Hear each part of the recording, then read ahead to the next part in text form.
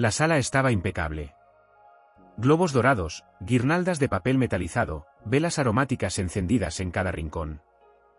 Los platos de porcelana, los cubiertos de plata que solo usaban en ocasiones especiales. Todo perfectamente dispuesto. Todo pagado por mí. Como siempre.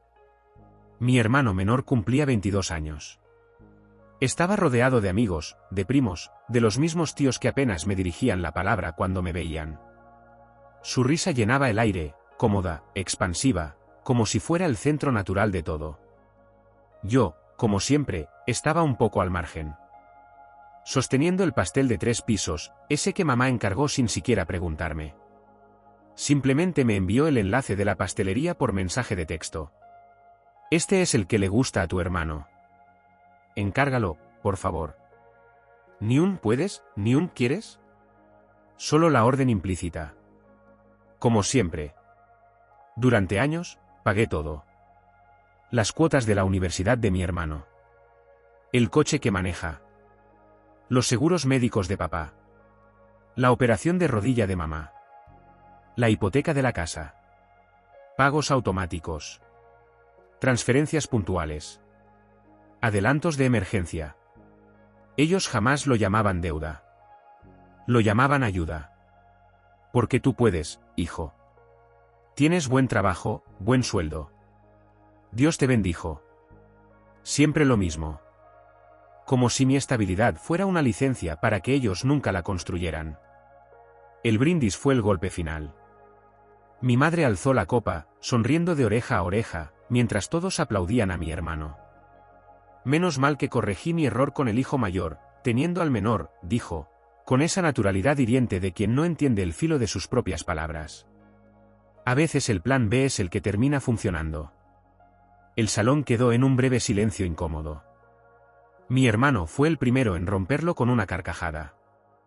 Vamos, mamá, no seas mala. Pobre Mark, seguro se lo toma a pecho, y me miró con esa mezcla de burla y superioridad que siempre le vi desde niño. Los primos rieron. Algunos bajaron la mirada. Otros fingieron que no escucharon. Mi madre giró el rostro hacia mí. Me dedicó una sonrisa vacía. No lo tomes personal, cariño. Solo es una broma. Una broma. La misma broma constante de toda mi vida. Recordé, mientras ella reía, cada vez que me convirtieron en el cajero silencioso de esta familia. Cuando papá perdió el trabajo, fui yo quien pagó la hipoteca atrasada. Cuando mamá enfermó, cubrí la operación completa. Cuando mi hermano suspendió el primer semestre de la universidad porque aún estaba encontrándose, pagué la matrícula de nuevo. Cuando quiso independizarse y alquilar su primer apartamento, fui yo quien firmó como aval. Y cada vez, escuchaba lo mismo. Tú puedes. Nunca preguntaron cómo. Nunca les importó que sacrificaba para que todo siguiera fluyendo. Solo asumieron que era mi papel. Vi el sobre con mi nombre en la mesa de regalos. Mi contribución a esta farsa anual, el dinero para su siguiente semestre. Apenas hacía una semana que lo transferí. Sin discusión. Porque ya ni pedían. Solo avisaban. Te paso el monto, hijo. Sostuve el pastel con ambas manos. Lo coloqué lentamente sobre la mesa central. Los flashes de los teléfonos comenzaron de inmediato. Fotos para el álbum familiar donde yo, como siempre, apenas aparecía en los márgenes. Mi hermano se preparaba para soplar las velas. El centro de todo. El plan B perfecto. No dije nada al principio. Pero entonces lo vi, el sobre. ¿El mío? El dinero que, una vez más, financiaba su camino. Lo tomé. Mi hermano me miró, confundido. Mis padres también. Y fue entonces cuando, sin alterar la voz, sin gritar, sin hacer un solo gesto de más, pronuncié lo que llevaba años guardando. Suerte pagando el próximo semestre. Es hora de que encuentres tu propio plan B. El silencio fue total. Mi hermano abrió la boca, como si fuera a responder algo, pero no encontró palabras. Mi madre intentó sonreír, nerviosa. No hagas esto ahora, hijo. No arruinemos el cumpleaños. Pero ya estaba hecho. Deslicé el sobre en el bolsillo de mi chaqueta. Me giré. Y caminé hacia la puerta. Nadie me siguió. Nadie intentó detenerme. Al día siguiente, empezaron los mensajes. El silencio inicial no me sorprendió. Siempre tardaban en reaccionar. No sabían cómo actuar cuando no era yo quien resolvía. A la mañana siguiente, comenzaron los primeros mensajes. El primero fue de mi madre. Hijo, no entiendo qué ha pasado. ¿Por qué hiciste eso? Solo estábamos celebrando. Celebrando. Otra palabra hueca. Luego fue mi hermano. Muy maduro de tu parte, Mark. Arruinar mi cumpleaños. Felicidades. Como si el cumpleaños fuera el problema. No los años de abuso silencioso. Mi padre tardó un poco más. Su mensaje fue breve. Más frío. No tienes derecho a hacer un espectáculo así. No después de todo lo que hemos hecho por ti. Todo lo que han hecho por mí. La ironía casi me hizo sonreír. Durante años, fui el plan de respaldo de todos. El plan a que ellos jamás reconocieron, pero al que acudían siempre. Cuando papá perdió el negocio familiar por su mala gestión, fui yo quien saldó las deudas. Cuando mamá acumuló tarjetas de crédito que no podía pagar, fui yo quien refinanció los préstamos para que no perdieran la casa. Cuando mi hermano cambió de carrera 3 veces, pagué cada nueva matrícula sin cuestionarlo. Siempre bajo el mismo argumento. Es temporal, hijo. Ya se estabilizará. Pero nunca se estabilizó. Porque nunca necesitaron hacerlo. Siempre estaba yo. Cada favor se convirtió en rutina. Cada ayuda, en obligación. Y cuando intenté poner límites, la respuesta era siempre la misma. Tú eres fuerte. Puedes con esto. Fuerte. Como si eso me hiciera indestructible. Como si mi capacidad de sacrificio fuera ilimitada. Recordé aquella cena familiar de hace 2 años. Cuando les dije, por primera vez, que necesitaba enfocarme en mis propios ahorros. Que estaba pensando en comprar mi propio departamento. Mi madre sonrió con ternura envenenada. No te preocupes por eso ahora, cariño. La familia es lo primero. Siempre tendrás tiempo para eso. Y, como siempre, cedí. Porque así me criaron. A ser el que cede. El que sostiene. El que no reclama. Pero la frase del brindis lo cambió todo. Mi madre no solo dejó claro su desprecio disfrazado de broma. Reveló lo que siempre pensaron. Yo fui el error. El ensayo. Mi hermano, su plan B exitoso. Los mensajes siguieron durante el día. Mi madre intentó suavizarlo. No queríamos herirte. Fue solo un comentario desafortunado. No hagas algo de lo que puedas arrepentirte. Mi hermano lo hizo peor. Al final siempre fuiste el que no supo formar familia. Por eso te aferras tanto al dinero. Mi padre fue directo. No vas a destruirnos con este capricho. No después de todo lo que invertimos en ti. Invertimos. La palabra me golpeó diferente. Ellos lo veían como una inversión. Como si los años de uso y abuso hubieran sido un negocio fallido que ahora les debía un retorno. Por la noche, el chat familiar explotó. Primero los reclamos. Después, las súplicas. Hijo, piénsalo bien. Esto es un malentendido. No tomes decisiones en caliente. Pero yo no estaba en caliente. No había rabia. Solo claridad. Miré la cuenta bancaria. La matrícula de mi hermano, pagada la semana anterior, seguía intacta. Podría haberla dejado. Pero esa noche, hice algo que nunca había hecho. Accedí al portal de pagos universitarios. Anulé la transferencia. Solicité el reembolso. El dinero regresó a mi cuenta en 2 días. Automático. Frío. Definitivo. El tercer día, el tono de los mensajes cambió. Ya no era persuasión. Era pánico. No podemos cubrir los pagos del semestre, Mark. Tu hermano perderá el cupo si no se paga en 2 días. Por favor, no lo arrastres a esto.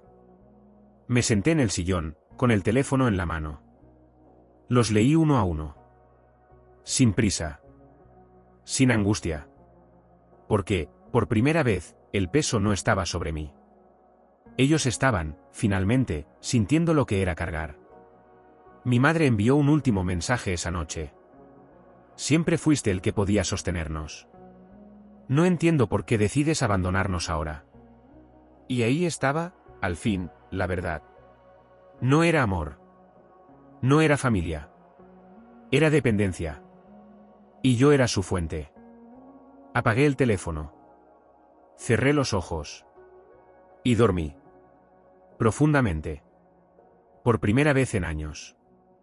Al cuarto día entendí que no iban a detenerse. Los mensajes, las llamadas, las súplicas. Pero ya no era preocupación. Era miedo. Miedo de perder lo único que siempre tuvieron, mi disponibilidad. Me senté frente al escritorio. Encendí el ordenador. Abrí los portales bancarios, uno por uno. Las cuentas de las que siempre salía el dinero. Los pagos automáticos, programados desde hacía años. Hipoteca familiar. Seguros de salud de mis padres. El préstamo del coche de mi hermano. Incluso las tarjetas de crédito de mis padres, con sus eternos intereses arrastrados. Todos bajo mi control.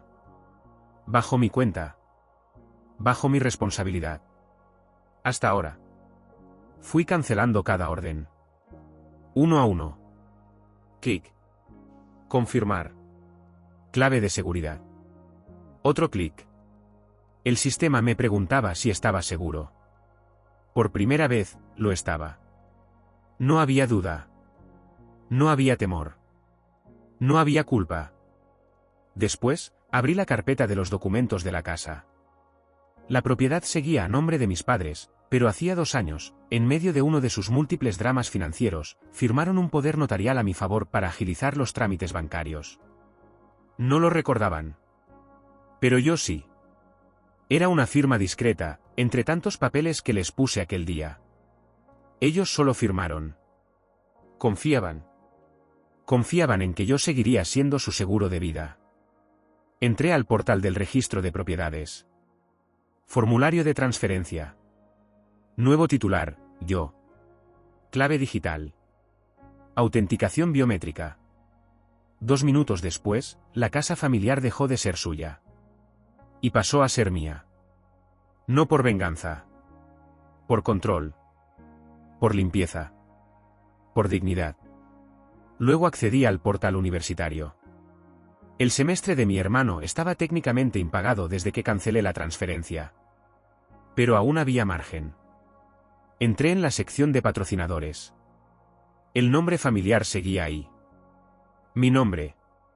Lo eliminé. Definitivo. Ahora, la universidad solo reconocía un responsable de pago, el propio estudiante. Apagué el ordenador. Me recosté en el sillón.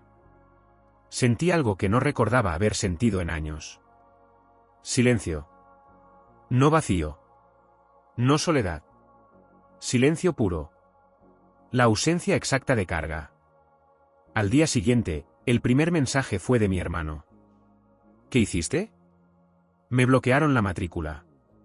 Si no pago antes del viernes, pierdo el semestre. El segundo, de mi madre. Hijo, por favor. ¿De verdad vas a arruinar el futuro de tu hermano por un malentendido? El tercero, de mi padre. Te has vuelto cruel, Mark.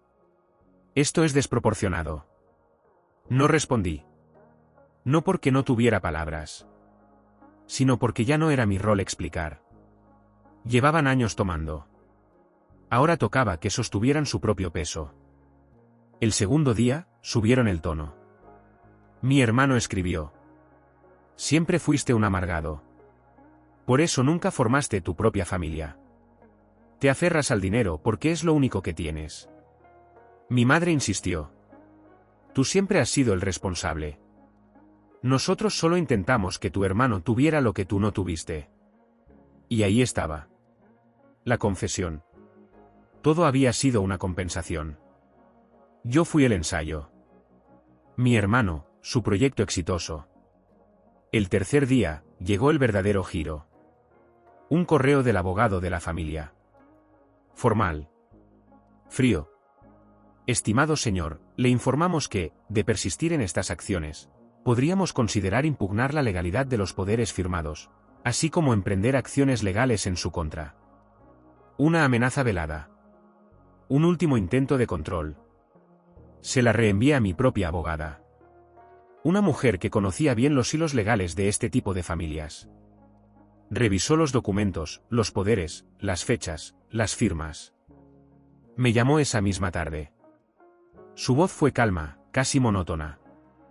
Están desesperados. No tienen base. Firmaron todo. Lo autorizaron todo. Esto es puro teatro. Perfecto, respondí. Y colgué. El cuarto día no hubo mensajes. Solo silencio. Pero no era paz. Era el principio del colapso. Esa noche dormí profundamente.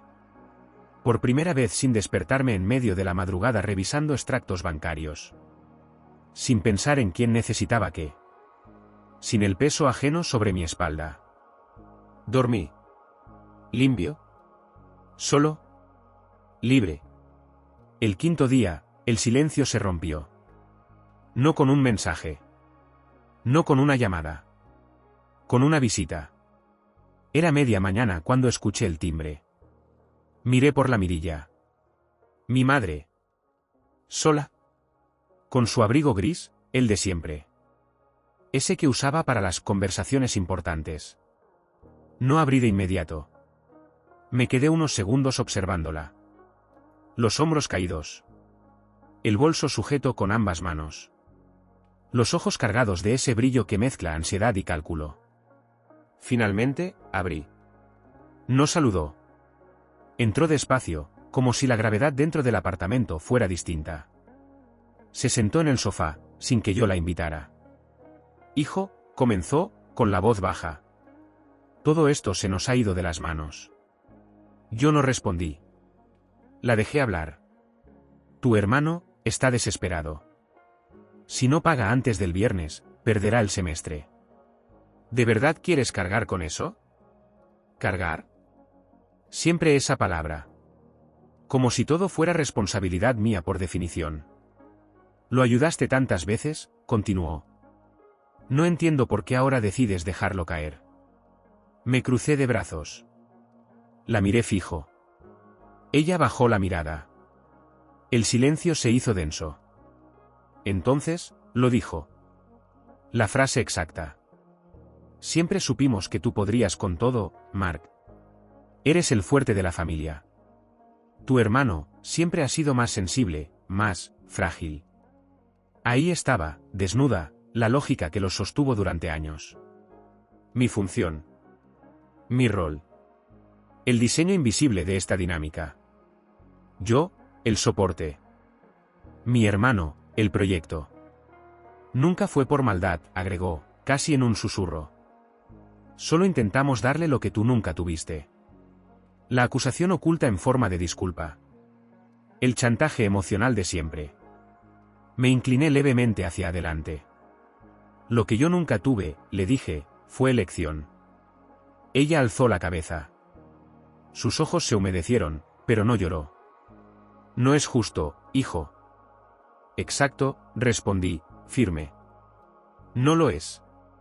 No discutió más. Se quedó sentada unos segundos. Respiró hondo. Se levantó. Antes de salir, giró levemente el rostro hacia mí. ¿Todavía puedes detener esto? No respondí. Cerré la puerta tras ella. El sexto día, los mensajes reiniciaron. Mi hermano. Me arruinaste la vida. ¿Eso querías? ¿Serás feliz viéndome fracasar? Mi padre. No creí que fueras capaz de llegar tan lejos. Después de todo lo que invertimos en ti. Invertimos. Otra vez ese término. Como si hubieran sembrado en mí esperando recoger intereses eternos. El abogado de la familia envió un nuevo correo. Más formal. Más desesperado. En caso de no revertirse las acciones recientes, nos veremos obligados a acudir a instancias legales mayores. Rogamos reconsidere. Lo reenvié a mi abogada sin abrir. Su respuesta fue simple. No tienen caso. Solo presión. El séptimo día, mi padre llamó desde un número desconocido. No contesté. Dejó un mensaje de voz. Su tono era distinto. No rabia. No exigencia. Solo fatiga. Mark, hicimos lo que creímos correcto. Quizá nos equivocamos. Pero esto está destruyendo la familia. Destruyendo. Como si no llevaran años construyendo la ruina poco a poco. Como si la demolición hubiera empezado ayer. Esa noche, el grupo familiar quedó vacío. Nadie escribió. Nadie llamó. El último mensaje seguía fijo, como un eco congelado. Suerte pagando el próximo semestre. Es hora de que busques tu propio plan B. Nadie lo eliminó. Nadie lo respondió. El octavo día, recibí la notificación final de la universidad. La matrícula de mi hermano quedó cancelada. Su cupo, liberado. Proceso irreversible. Definitivo. Caminé hacia la ventana de mi departamento. Afuera, la ciudad seguía su curso. Luces. Tráfico. Ruidos cotidianos. Pero dentro, solo había silencio. Pleno. No era victoria. No era venganza. Era exactitud. Era la ausencia limpia de lo que nunca debió ser mi carga. Pasaron las semanas. No hubo más mensajes. No llamadas. No correos. No visitas inesperadas. Solo vacío. El grupo familiar seguía abierto. Nadie lo cerró. Nadie eliminó los mensajes. Solo quedó ahí. Suspendido. Como si fuera un salón vacío después de una fiesta que terminó hace tiempo. Mi último mensaje seguía arriba, inamovible. Suerte pagando el próximo semestre. Es hora de que busques tu propio plan B. Nunca fue respondido. Nunca fue discutido. Simplemente, quedó. Los días fueron simples después de eso. Me acostumbré a la ligereza de no esperar sobresaltos. A revisar mi cuenta bancaria sin movimientos extraños. A no recibir facturas ajenas. A no ver transferencias automáticas drenando mis ahorros. A no sentirme responsable de los fracasos de otros. Cada domingo caminaba hasta el mismo café, el de siempre. Misma mesa junto al ventanal. Mismo café negro, sin azúcar. El camarero ya no preguntaba. Solo asentía al verme entrar. Desde la ventana, veía la ciudad respirar. Parejas caminando de la mano. Padres empujando carritos de bebé. Gente apurada con sus propias historias, desconocidas para mí.